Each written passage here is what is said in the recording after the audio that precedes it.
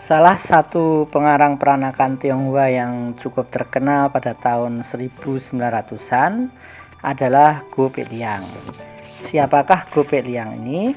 Goh Pek Liang lahir pada tahun 1869 di Jatinegara dan berlatar belakang dari keluarga yang kaya ya. Dan meninggal dunia di Jatinegara pada tahun 1928. Goh Pek Liang sendiri ini dikenal sebagai seorang jurnalis dan dia pernah menjadi pengurus atau redaksi di Kabar Perniagaan yang selanjutnya berubah menjadi harian atau surat kabar perniagaan. Goh Pek Liang sendiri terdidik dalam tradisi sekolah Belanda, yakni sekolah pribadi, dan dia tidak pernah atau belum pernah mendapatkan pendidikan dalam tradisi Tionghoa atau bahasa Tionghoa. Pada tahun 1910, Goh Pek Liang pernah menjadi kontributor atau menulis di surat kabar yang namanya Surat Kabar Bintang Betawi dan juga Sinar Betawi. Menurut Pramudia Anantatur, berdasarkan penelusuran Pramudia juga, Goh Pek Liang pernah diberi penghargaan oleh pemerintah Kerajaan Tiongkok karena kegiatan sosialnya dan aktivitas kultural dalam masyarakat peranakan Tionghoa. Goh Pek Liang pernah menjadi pengurus Tionghoa Wekuan cabang Jatinegara, dan dia sangat pandai dalam bahasa Belanda tentu saja. Selain sebagai seorang penulis karya sastra, dia juga seorang penulis penerjemah juga, dan bahasa yang digunakan dalam bidang jurnalistiknya adalah bahasa yang sangat jelas dan bagus. Bahkan Kwe Tek Hoi ini memberi pujian kepada Goh Pek Liang sebagai seorang penulis yang mampu menyihir dan membuat pembacanya itu sangat terkagum pada gaya bahasa yang ditulisnya yang begitu jelas dan mudah dipahami oleh para pembacanya.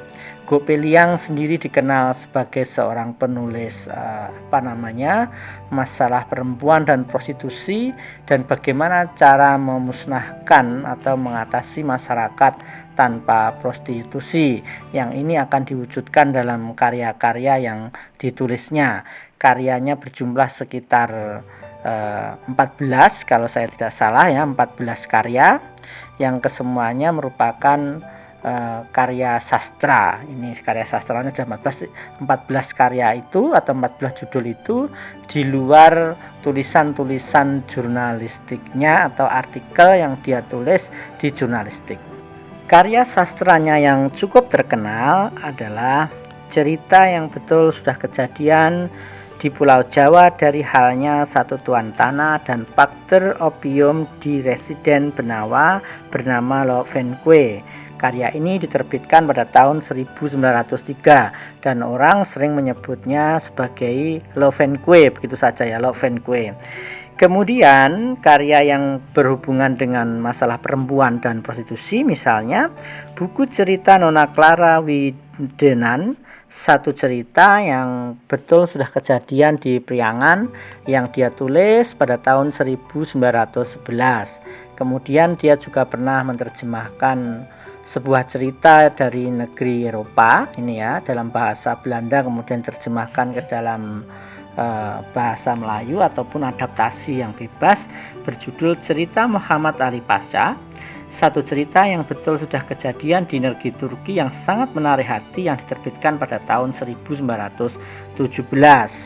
Selanjutnya persoalan prostitusi ini juga menjadi perhatian yang sangat utama seperti yang saya ungkapkan tadi. Itu ditulis dalam sebuah buku yang berjudul Perniagaan Perempuan dan Anak-anak Perempuan, satu nasihat akan cegah perkara Jina, yang diterbitkan pada tahun 1919, dan kemudian cetakan keduanya adalah Rahasia Pelacuran Perempuan atau Nasihat yang Berguna besar akan cegah bahaya dari perkara zina menurut karangannya seorang tabib yang kesohor di Berlin. Ini diterbitkan pada tahun 1923.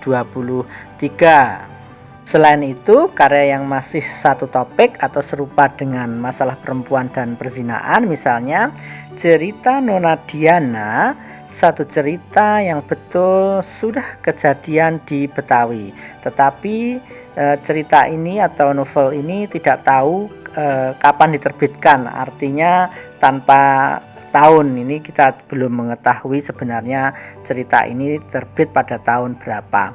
Itu sama juga dengan cerita yang berjudul atau novel yang berjudul Penghidupan Laki-laki yang tidak diketahui tahunnya, dan juga Babu Dalima yang juga tidak diketahui tahunnya. Han Yamlo itu juga tidak diketahui tahunnya, dan Nona Alins ini juga belum diketahui kapan terbitnya novel tersebut. Hal yang cukup menarik dari sosok Gope Liang, selain dia concern atau sangat perhatian terhadap masalah sosial, moralitas dalam masyarakat, keharmonisan dalam masyarakat seperti dalam cerita Lo Fen Kue, ini adalah masalah orientasi politiknya. Orientasi politik Gope Liang ini sering berubah-ubah, sehingga dia dituduh oleh kawan-kawannya atau lawan politiknya seperti kubu loncat. Kadang dia mendukung berdirinya Republik Rakyat Cina oleh Dr. Sun Yat-sen atau Dr. Sun Yat-sen, kemudian dia menolak dukungan terhadap Dr. Sun Yat-sen, mendukung Chung Hua-hui, hingga akhirnya kembali kepada politik kultural yakni Tionghoa Wekuan dan seterusnya. Nah, ini mungkin juga menjadi satu strategi dari Gope Liang dalam menghadapi isu-isu sosial ataupun persoalan politik yang berhubungan dengan masyarakat peranakan Tionghoa. Tetapi yang perlu kita lihat bahwa gagasan tentang moralitas, keharmonisan, dan juga bagaimana membangun masyarakat peranakan Tionghoa yang didasarkan atas konsep moralitas ajaran Konghucu itu muncul dalam karyanya yang berjudul Lo Fen Kue.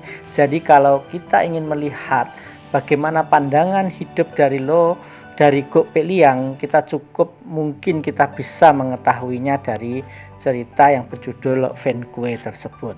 Saya kira ini pembahasan sedikit dari Gope Liang.